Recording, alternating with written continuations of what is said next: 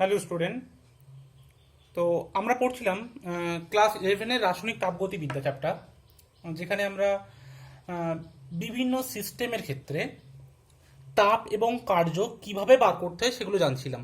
ঠিক আছে, তো মানে পিভি ওয়ার্ক, চাপ আয়তনিক কার্য সম্পর্কে আমরা পড়ছিলাম। তো আজকে আমাদের যেটা পড়বো সেটা হচ্ছে গ্যাসের মুক্ত সম্প্রসারণে গ্যাস দ্বারা কৃতকার্য। ঠিক আছে, কি বললাম? মুক্ত সম্প্রসারণে গ্যাস দ্বারা কৃতকার্য। কোন একটা গ্যাস মুক্ত সম্প্রসারণে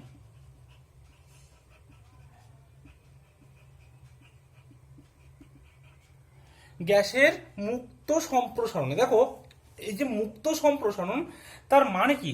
তার মানে এখানে কিন্তু কোনো এক্সটার্নাল প্রেসার নেই, যেটা আমরা বলতে পারি শূন্য চাপের বিরুদ্ধে। ঠিক আছে, বা শূন্য চাপের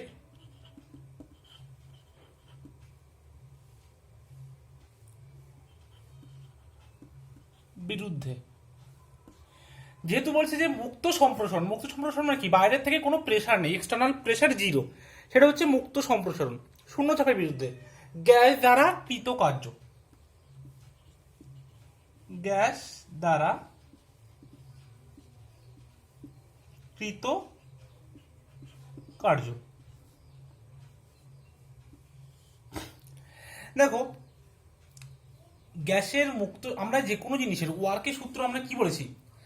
যে কোনো সিস্টেমের ক্ষেত্রে যে ওয়ার্কের যে ফর্মুলা ডব্লিউ ইজিক্যাল টু কি বলেছিলাম? মাইনাস V1 থেকে V2 P external into DV.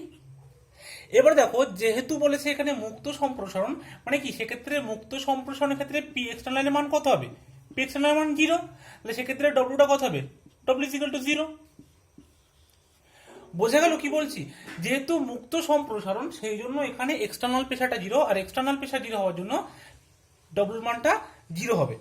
ঠিক আছে, এটাকে আমরা বলি ফ্রি এক্সপ্যানশন। মুক্ত সম্প্রসারণটাকে বলা হয়, যেটা মুক্ত সম্প্রসারণ বলি সেটা হচ্ছে ফ্রি এক্সপ্যানশন। টার্মটা একটু জেনে রাখবে। ঠিক আছে, ফ্রি এক্সপ্যানশনের ক্ষেত্রে ডব্লিউটা 0 হয়।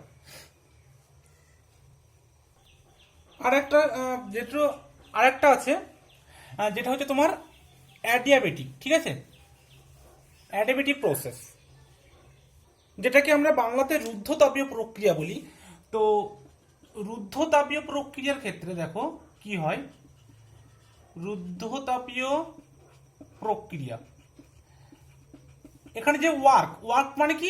পিভি ওয়ার্ক বা চাপ আয়তনিক যে কার্য, কি বলা হয়? চাপ আয়তনিক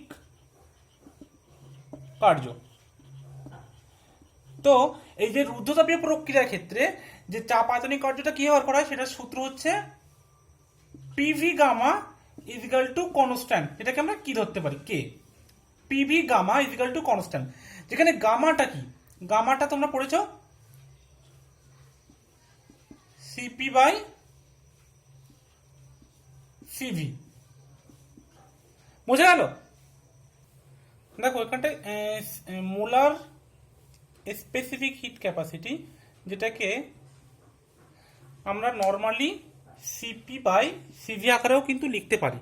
ঠিক আছে, অ্যাকচুয়ালি আমরা তোমাদেরকে শিখেছিলাম এটাকে বলা হয় সিপি, মানে molar specific heat capacity at constant pressure, সিপিএম বাই সিভি, মানে molar heat capacity at constant volume.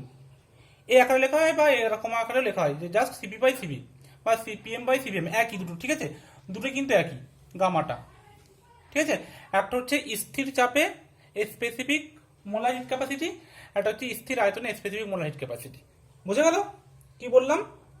স্থির চাপে মোলার তাপগ্রাহিতা, একটা হচ্ছে স্থির আয়তনে মোলার তাপগ্রাহিতা। এই যে দুটো অনুপাত, এটাকে কিন্তু গামা দ্বারা প্রকাশ করা হয়। এ দেখো, গামার মানটা এগুলো তোমাদের ডিটেলসে এখন নেই, বা বইতেও দেখবে তোমরা পাবে না, এটা আমি জাস্ট জানার জন্য বলছি। গামার মান বিভিন্ন মানে অ্যাটমিসিটির উপর ডিপেন্ড করে। ঠিক আছে, পারমাণবিকতার ওপরে। সাপোজ যদি কোনো একটা মোনো অ্যাটমিক হয়, ঠিক আছে, ফর মোনো অ্যাটমিক গ্যাস, কিসের উপর ডিপেন্ড করে? অ্যাটমিসিটি। যদি মোনো অ্যাটমিক গ্যাস হয়, মোনো অ্যাটমিক, তার ক্ষেত্রে যে গামার মানটা হবে, গামার মানটা হচ্ছে 1.66। এগুলো মনে রাখবে একটু, ঠিক আছে? আর গামাটা কি বললাম? Gamma is equal to CP by CV, বা এটাও লিখতে পারো সিপিএম বাই সিভিএম, ঠিক আছে? তাহলে 1.66, এটা একটু মনে রাখবে। মোনো অ্যাটমিক গ্যাস কোনটা? সাপোজ ধরো হিলিয়াম, নিয়ন, আর্গন, এইগুলো মোনো অ্যাটমিক। ডায়াটমিক আছে, ঠিক আছে? ডায়াটমিক, ডায়াটমিকের ক্ষেত্রে এই যে সিপি বাই সিপি বা গামার মান হবে 1.4। আর তারপরে যদি দুইয়ের বেশি অ্যাটমিক হয়, যেটাকে আমরা ট্রাই বা পলি অ্যাটমিক বলতে পারি, ট্রাই অ্যাটমিক বা পলি অ্যাটমিক, পলি অ্যাটমিক গ্যাসের ক্ষেত্রে এর মান হবে 1.33। এটা তোমাদের নেই যদিও সিলেবাসে, হয়তো পড়ে আছে, তো একটু জেনে রাখো, হয়তো কখনো কাজে লাগতে পারে, ঠিক আছে? Gamma is equal to CP by CV. আর মোনো অ্যাটমিক মানে হিলিয়াম, নিয়ন, ডায়াটমিক হচ্ছে অক্সিজেন, O2 N2, এগুলো পলিঅ্যাটমিক হচ্ছে O3, ঠিক আছে? এগুলো আছে P4, এগুলো হচ্ছে পলিঅ্যাটমিক। এদের ক্ষেত্রে মানগুলো এরকম হয়, ঠিক আছে? জাস্ট একটু জেনে রাখো। আর এই যে সূত্রটা PV to the power gamma is equal to constant, এটাকে বলা হয় পয়জন ইকুয়েশন, ঠিক আছে? Poisson equation. যেহেতু তোমাদের এটা দরকার নেই, জাস্ট বলে দিলাম, একটু জেনে রাখবে। তো যখন বললাম, দেখো এটাকে কি বলা হয়, এই যে গামাটাকে, এটাকে বলা হয় স্পেসিফিক হিট রেশিও, ঠিক আছে? যে গামা আছে, এই গামাটাকে বলা হয় স্পেসিফিক হিট রেশিও। অ্যাকচুয়ালি দেখো এই যে গামাটা কি, দুটো তো হিটেরই অনুপাত হচ্ছে। এটা কি? Specific heat capacity at constant pressure. এটা হচ্ছে specific molar heat capacity, sorry, এটা specific molar heat capacity at constant pressure, এটা specific molar heat capacity at constant volume, মানে দুটোই কি হিটেরই রেশিও। সেই জন্য গামা যেটা আছে সেটা হচ্ছে স্পেসিফিক হিট রেশিও, গামাটাকে বলা হয়। এবং এটা মানে মৌলের অ্যাটমিসিটির উপর ডিপেন্ড করে, ঠিক আছে? মোনো অ্যাটমিকের ক্ষেত্রে 1.66, ডায়াটমিকের ক্ষেত্রে 1.4 এবং পলিঅ্যাটমিকের ক্ষেত্রে 1.33, ঠিক আছে? এবার দেখো এই যে সিবি, আমি বললাম যে সিপিএমটাকে ডাইরেক্ট সিপি বা সিপিএমটাকে ডাইরেক্ট সিপি এর আকারেও লেখা যায়, ঠিক আছে? আর দেখো আমরা 1 মোল আইডিয়াল গ্যাসের ক্ষেত্রে, 1 মোল আদর্শ গ্যাসের ক্ষেত্রে কি সূত্র শিখেছিলাম? শিখেছিলাম যে সিপি, হ্যাঁ এখানে লিখে দিই, CP minus CV is equal to R, তাই তো? এটা আমরা জানি যে 1 মোল আইডিয়াল গ্যাসের ক্ষেত্রে CP minus CV is equal to R, তাই তো? এবার দেখো আমরা সিভিটাকে জাস্ট একটা সূত্র দিয়ে বার করতে পারি, সিভির মানটা। দেখো সিভি ইজিক্যাল টু কি লেখা যায়? CV is equal to F by 2 into R. এই এফটা কি? এফটাকে কিন্তু বলা হয় f is equal to degree of freedom, স্বাধীনতার মাত্রা যেটাকে আমরা বলি, এটা হচ্ছে ডিগ্রি অফ ফ্রিডম বা স্বাধীনতার মাত্রা, ঠিক আছে? ডিগ্রি অফ ফ্রিডম বা কি বললাম, স্বাধীনতার মাত্রা, ঠিক আছে? এই এফ এর মানটা কিন্তু অ্যাটমিসিটির উপর ডিপেন্ড করে। যেমন গামার মানটা অ্যাটমিসিটির উপর ডিপেন্ড করে, এই এফ এর মানটাও কিন্তু অ্যাটমিসিটির উপর ডিপেন্ড করে, ঠিক আছে? যদি মোনো অ্যাটমিক হয়, ঠিক আছে? যদি মোনো অ্যাটমিক হয়, ফর এক নম্বর হচ্ছে মোনো অ্যাটমিক। মোনো অ্যাটমিকের ক্ষেত্রে দেখো, এগুলো বুঝলাম একটু। মোনো অ্যাটমিকের ক্ষেত্রে এই যে এফ এর মান, মোনো অ্যাটমিক ক্ষেত্রে এফ এর মান হবে 3। যদি ডায়া অ্যাটমিক হয়, ডায়া অ্যাটমিক, এফ এর মান হবে 5। আর যদি ট্রাই অ্যাটমিক হয় বা পলি অ্যাটমিক, ঠিক আছে, পলি অ্যাটমিকের ক্ষেত্রে এফ এর মান হবে 6, ঠিক আছে? যেমন মোনো অ্যাটমিকের উদাহরণ তো বলেছি, হিলিয়াম, নিয়ন, আর্গন, O2 N2 F2, আর পলি অ্যাটমিক হচ্ছে O3 P4, ঠিক আছে? এগুলো হচ্ছে সব পলি অ্যাটমিক। তো এদের ক্ষেত্রে এফ এর মানগুলো এভাবে ডিপেন্ড করে। এগুলো জাস্ট একটু জানার জন্য বললাম, ঠিক আছে? এগুলো হয়তো কোনো কোনো কাজে লাগতে পারে, এই জন্য বলে দিলাম। তাহলে আমরা যদি এখান থেকে জানি যে CV is equal to F by 2 R, তাহলে এখান থেকে ওই যে সিবি মাইনাস সিবি যেটা লিখেছিলাম, এখান থেকে আমরা একটা সূত্র দিয়েও বার করতে পারি, ঠিক আছে? কিভাবে বার করা যায়, বুঝে গেল? তাহলে এবার আমরা আসবো আজকে যে নতুন টপিকটা, সেটা হচ্ছে ফার্স্ট ল অফ থার্মোডিনামিক্স, ঠিক আছে? এটা তোমাদের ছিল না সিলেবাসে, তবে একটু বলে দিলাম। এটা তোমাদের খুব অল্পই ছিল, তো আমি একটু ডিটেলসে বলে দিলাম, ঠিক আছে। তো ফার্স্ট ল অফ থার্মোডাইনামিক্সটা বলার আগে তোমাদের একটা বাড়ির কাজ দিয়ে দিই। প্রত্যেকে আমাকে বার করে দেখাবে যে মোনোঅ্যাটমিক, ডায়াটমিক আর পলিঅ্যাটমিকের ক্ষেত্রে এফ এর মান তো বলে দিলাম, তাহলে সেই এফ এর মান থেকে তোমরা সিবির মান বলবে, বার করবে, সিপির মানটা বার করবে, আর গামার মানটা বার করবে, ঠিক আছে।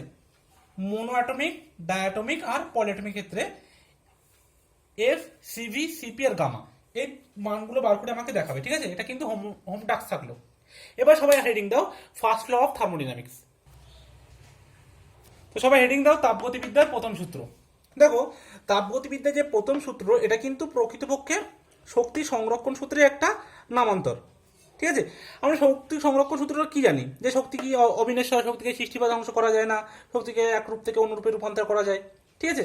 কিন্তু কোন একটা সিস্টেমের মোট শক্তি পরিমাণ কিন্তু ধ্রুবক বা অপরিবর্তনীয়, যা বলবে, ঠিক আছে। এই যে এটাই কিন্তু তাপগতিবিদ্যার প্রথম সূত্র।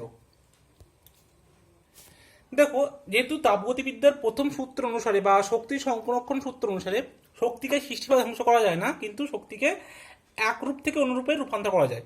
দেখো, শক্তি অ্যাকচুয়ালি কি হয়, দুভাবেই রূপান্তর হতে পারে।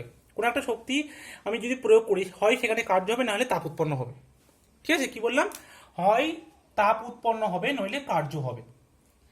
এবার সাপোজ ধরো কোন একটা বদ্ধ সিস্টেমের প্রারম্ভিক অবস্থায় কোন একটা সিস্টেমের, বদ্ধ সিস্টেমের যে আন্তঃশক্তি, সেটা ধরো U1 ছিল।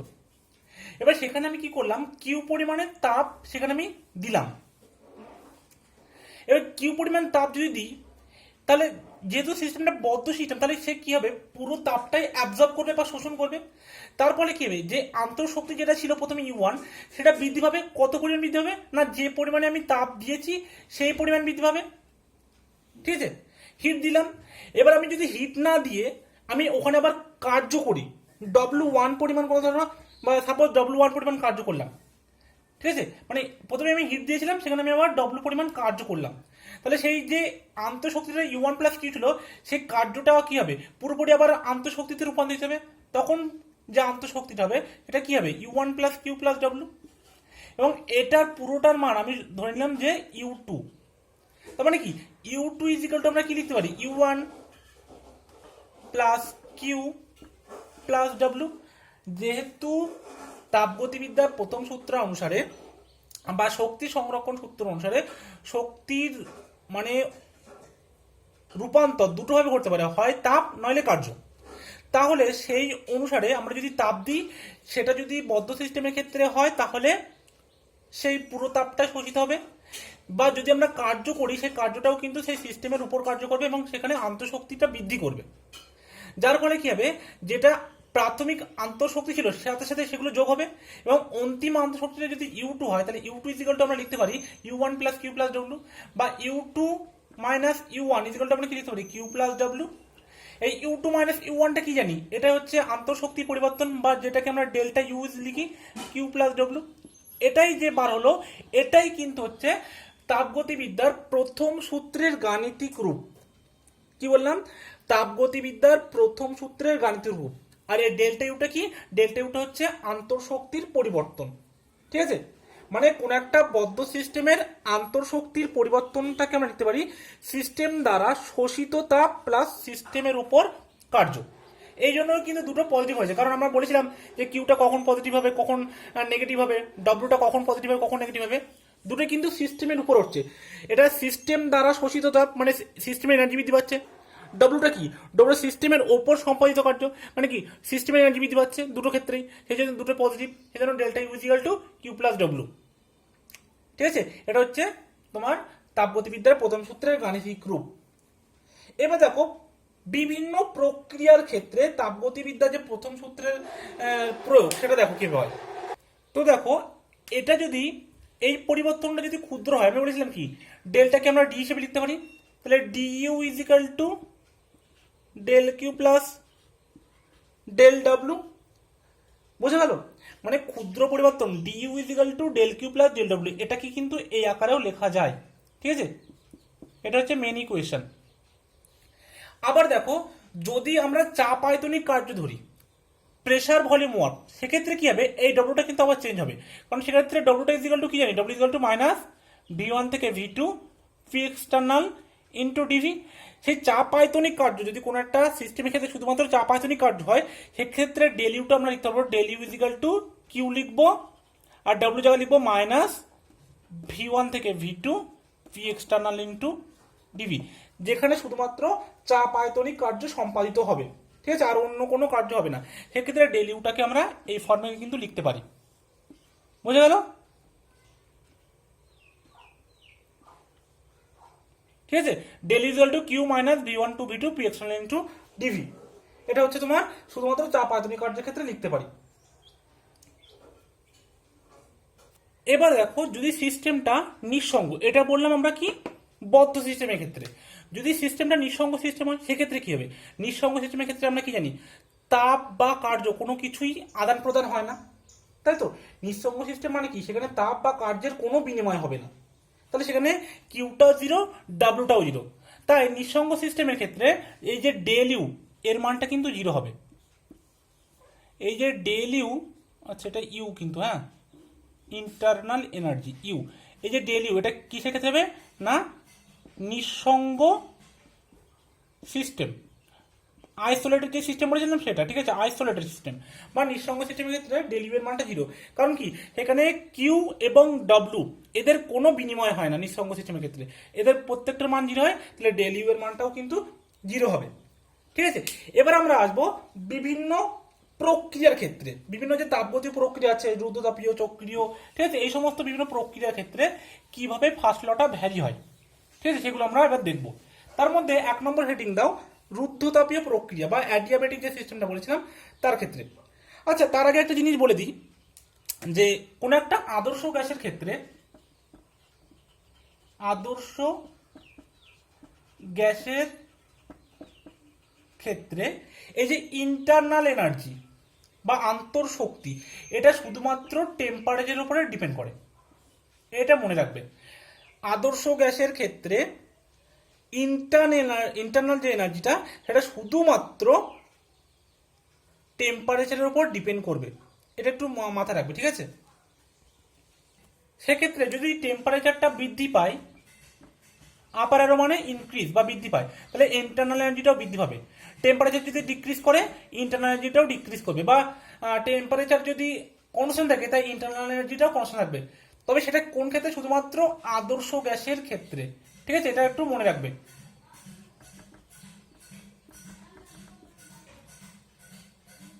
তো এবার আসো আমরা বিভিন্ন তাপগতীয় প্রক্রিয়ার ক্ষেত্রে দেখি যে তাপগতিবিদ্যার প্রথম সূত্র কিভাবে ভ্যারি করে। দেখো, 1 নম্বর বলেছিলাম যে রুদ্ধতাপীয় প্রক্রিয়া বা অ্যাডিয়াবেটিক প্রসেস। দেখো, রুদ্ধতাপীয় প্রক্রিয়ার ক্ষেত্রে কিভাবে ফার্স্ট ল ভ্যারি করে। দেখো, রুদ্ধতাপীয় প্রক্রিয়া মানে কি, সেখানে কিউটা জিরো হয়, এটা সবাই আমরা জানি, এবং আমরা কি জানি, delta U is equal to Q plus W. তাহলে delta U is equal to কি হবে, এটা জিরো, তাহলে delta U equal to W. এবার দেখো, তাহলে এক্ষেত্রে কি হলো, ডাব্লুর মানটা এখানে পজিটিভ আছে, তার মানে কি, এই যে রুদ্ধতাপীয় প্রক্রিয়ায় সিস্টেমের ওপর কার্য করা হয়েছে, এই সিস্টেমের ওপর কার্য করা হয়েছে বলেই সিস্টেমের আন্তঃশক্তিটা বৃদ্ধি পেয়েছে, ডেল্টা ইউটা পজিটিভ।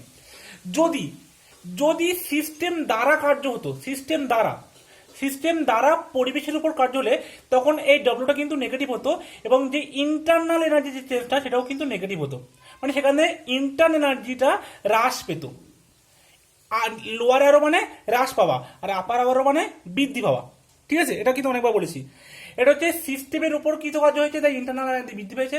এটা সিস্টেম দ্বারা পরিবেশের উপর কার্য করা হয়েছে, তাই জন্য ইন্টারনাল এনার্জিটা কমে গেছে, ঠিক আছে। এটা গেল রুদ্ধতাপীয় প্রক্রিয়ার ক্ষেত্রে।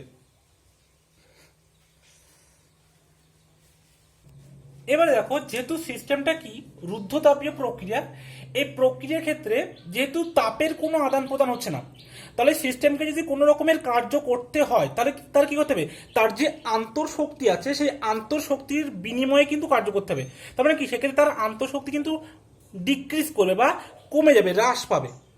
কি বললাম আর একবার দেখো, যেহেতু প্রক্রিয়া রুদ্ধতাপীয় প্রক্রিয়া যেখানে কিউ এর কোনো রকম ভূমিকা নেই, তাহলে সেখানে যদি কোনো রকমের কার্য করতে হয় তাহলে তার যে ইন্টারনাল এনার্জি, তার যে নিজস্ব শক্তি আছে, যে আন্তঃশক্তি, সেই আন্তঃশক্তিটাকে ব্যয় করতে হবে, ব্যয় করে কোনো কিছু কার্য করতে হবে। তাহলে সেক্ষেত্রে কি হবে, এই যে আন্তঃশক্তি, সেই আন্তঃশক্তিটা কিন্তু কমে যাবে, ঠিক আছে, বা হ্রাস পাবে যা ছিল। বোঝা গেল? এবার 2 নম্বর লেখো চক্রীয় প্রক্রিয়া। এবার দেখো চক্রীয় প্রক্রিয়ার ক্ষেত্রে delta U is equal to Q plus W, এটা হচ্ছে তোমার ফার্স্ট অফ থার্মোডাইনামিক্স। তো সেক্ষেত্রে আমরা কি জানি যে ডেল্টা যে ইউটা কি, এটা স্টেট ফাংশন।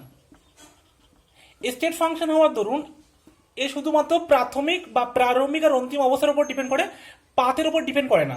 এবং আমরা জানি যে চক্রীয় প্রক্রিয়ার ক্ষেত্রে যে সমস্ত স্টেট ফাংশন আছে তাদের মান 0 হয়, এটা কিন্তু আমি অনেক আগে বলেছি। তো যদি এখানে ডেল্টা ইউ চক্রীয় প্রক্রিয়াতে 0 হয়, তার মানে কি কিউ প্লাস ডাব্লিউ মানটা 0 হবে। মানে কি, যদি কোনো একটা সিস্টেম তাপ শোষণ করে, তো যতটা পরিমাণ তাপ শোষণ করবে ঠিক তার বিনিময়ে সে ততটা পরিমাণ কার্য করবে, এবং তাদের যে বীজগাণিতিক যোগফল, রাশিগুলোর যোগফলটা কিন্তু 0 আসবে। ঠিক আছে, কোনো একটা চক্রীয় প্রক্রিয়ার কার্য আর তাপের যে রাশিগুলোর বীজগাণিতিক যোগফল, তাদের সমষ্টি কিন্তু সবসময় 0 আসবে। মানে অ্যাকচুয়ালি কি, ধরো এই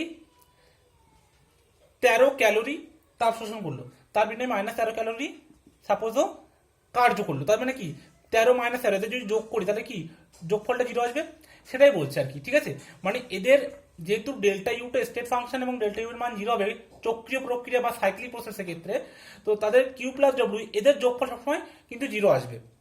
এটা গেল তোমার চক্রীয় প্রক্রিয়া। এবার আমরা আসবো স্থির আয়তনে সংঘটিত প্রক্রিয়া। ঠিক আছে, স্থির আয়তন মানে যেখানে আয়তনটা কনস্ট্যান্ট থাকবে এবং সেটা অবশ্যই পিভি ওয়ার্ক হবে। ঠিক আছে, তারপর হেডিং দাও স্থির আয়তনে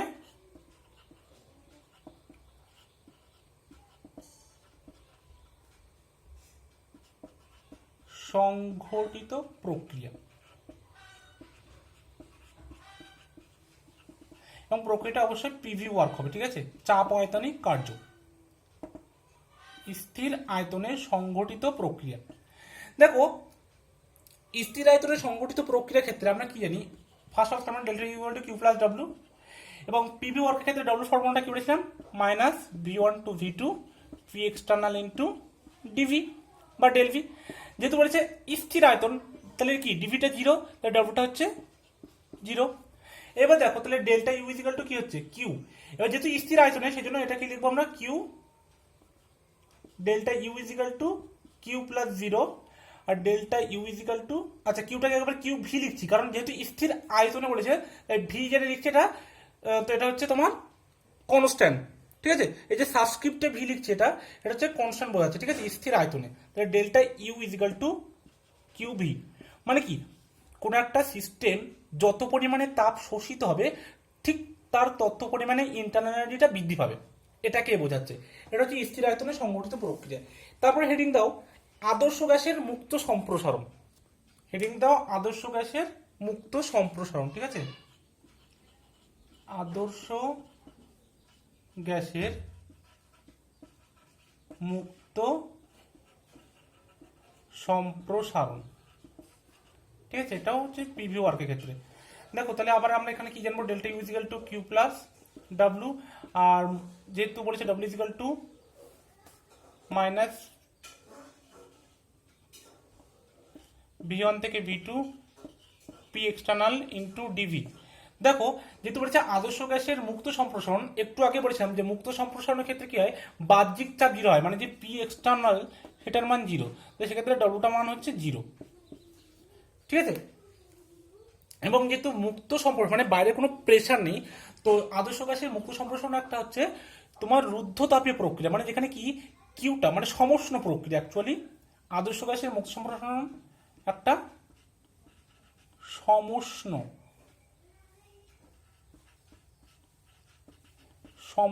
প্রক্রিয়া, এবং সমষ্ণ প্রক্রিয়ার ক্ষেত্রে কি হয় দেখো, কিউটার মানও কিন্তু চেঞ্জ হয় না, কিউ এর মানটাও 0 হয়, তাহলে ডেল্টা ইউ এর মানটা কিন্তু 0 হবে। তো আদর্শ গ্যাসের মুক্ত সম্প্রসারণের ক্ষেত্রে কিউ এর মান 0, ডাব্লিউর মান 0, তো ডেল্টা ইউ এর মানও কিন্তু 0। মানে অ্যাকচুয়ালি দেখাচ্ছে আদর্শ গ্যাসের মুক্ত সম্প্রসারণ একই সঙ্গে সমষ্ণ প্লাস রুদ্ধতাপীয়।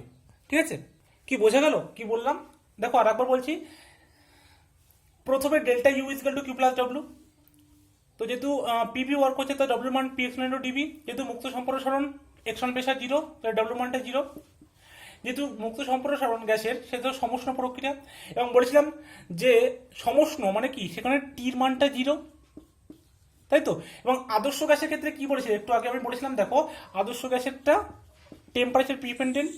এবার টেম্পারেচার ডিপেন্ডেন্ট যদি 0 হয় টেম্পারেচার, তাহলে ইউ এর মানটা কত হবে? ইউ এর মানটা 0 হবে, তাই তো। তাহলে ইউ এর মান যদি 0 হয়, দেখো ইউ এর মান যদি 0 হয় তাহলে ইউ এর মান 0, কিউ প্লাস ডব্লিউর মানটা 0, তাহলে কি কিউ এর মানটা অবশ্যই 0 হবে। কিভাবে আসছে বোঝা যাচ্ছে? Delta U is equal to Q plus W. এবার যেহেতু বলেছে পিভি ওয়ার্ক হবে তো সেখান থেকে ডব্লিউ মান পি এক্সটার্নাল ডিবি, তো পি এক্সটার্নাল যেটা আছে সেটা হচ্ছে গ্যাসের মুক্ত সম্প্রসারণের জন্য এক্সটার্নাল প্রেসার 0, কারণ বাইরে কোনো প্রেসার নেই, মুক্ত সম্প্রসারণ, তো ডব্লিউর মান 0। এবার যেহেতু বলেছে তোমার আদর্শ গ্যাসের মুক্ত সম্প্রসারণ একটা সমষ্ণ প্রক্রিয়া, তো সমষ্ণ প্রক্রিয়ার ক্ষেত্রে টির মান কত? 0। আবার আদর্শ গ্যাসের ক্ষেত্রে যে ইন্টারনাল এনার্জি সেটা টেম্পারেচারের উপর ডিরেক্টলি ডিপেন্ডেন্ট, ঠিক আছে, শুধুমাত্র টেম্পারেচারের উপরে নির্ভর করে ইন্টারনাল এনার্জিটা। তো ইন্টারনাল এনার্জির টি এর মান 0, তো ইন্টারনাল এনার্জি 0, তাহলে U is equal to Q plus W, তো ইউ এর মান 0, ডব্লিউ এর মান 0, তাহলে কিউ এর মান কি অবশ্যই 0 হতে হবে। তাহলে কি এটা অ্যাকচুয়ালি কি হচ্ছে? এটা সমষ্ণ প্রক্রিয়া তো হচ্ছে, সাথে যেহেতু কিউ 0 তাহলে এটা আবার রুদ্ধতাপীয় প্রক্রিয়াও হচ্ছে, বোঝা গেল। আবার দেখো একই জিনিস যদি আদর্শ গ্যাসের ক্ষেত্রে মুক্ত সম্প্রসারণ না বলে যদি বলতো শুধু সম্প্রসারণ বা সংকোচন, ঠিক আছে, কি বললাম? আচ্ছা পুরোটা মুছলাম। আদর্শ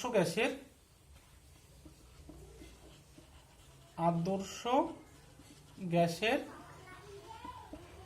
সমষ্ণ সম্প্রসারণ বা সংকোচন যাই করি না কেন আমরা, ঠিক আছে,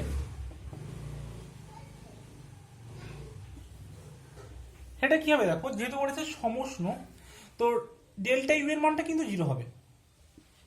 এবার ফার্স্ট লটা কি? Delta U is equal to Q plus W, তাহলে Q plus W is equal to 0। এবার Q plus W is equal to 0 তার মানে কি? কিউ ইজ ইকুয়াল টু একবার হবে মাইনাস ডব্লিউ বা W is equal to minus Q, ঠিক আছে। তাহলে কিউ ইজ ইকুয়াল টু যেটা মাইনাস ডব্লিউ সেটা কি বলছে? যে সমষ্ণ প্রসারণে গ্যাস দ্বারা কৃতকার্য, মানে কাজটা গ্যাস দ্বারা হচ্ছে, মানে ডব্লিউটা মাইনাস হবে। সেটা কিসের সাথে সমানুপাতিক হবে? যে শোষিত তাপের সাথে। আর যেটা 2 নম্বর দেখাচ্ছে W is equal to minus Q, সেটা কি বলছে? যে সমষ্ণ সংকোচনে, মানে কি সংকোচন ঘটছে, সেক্ষেত্রে সংকোচন মানে কি গ্যাসের ওপর কার্য হচ্ছে, সেই জন্য ডব্লিউটা পজিটিভ, এবং সেটা গ্যাস দ্বারা বর্জিত তাপ, এই তাপটা বর্জিত হচ্ছে, এখানে তাপটা শোষিত হচ্ছে, এটা সিস্টেমের যে আয়তন বৃদ্ধি পাচ্ছে, প্রসারণ হচ্ছে, এখানে কি হচ্ছে গ্যাসের উপর কার্য করছে, মানে কি এখানে সংকোচন হচ্ছে, যার ফলে কি কিউটা নেগেটিভ, মানে এখানে কিউটা ছাড়ছে, ঠিক আছে, মানে তাপ বর্জিত হচ্ছে অ্যাকচুয়ালি।